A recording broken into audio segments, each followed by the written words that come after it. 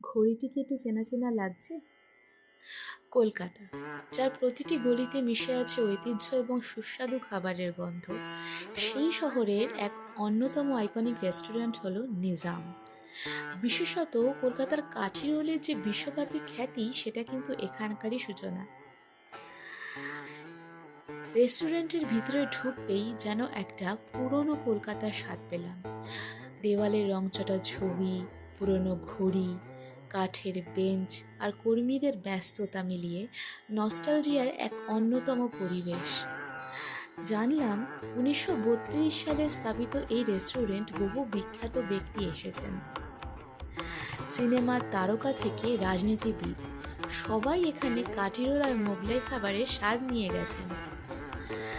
Order করলাম বিরিয়ানি এবং তার সাথে কাবাব, আর তার সাথে ছিল কাস্টার্ড পুডিং।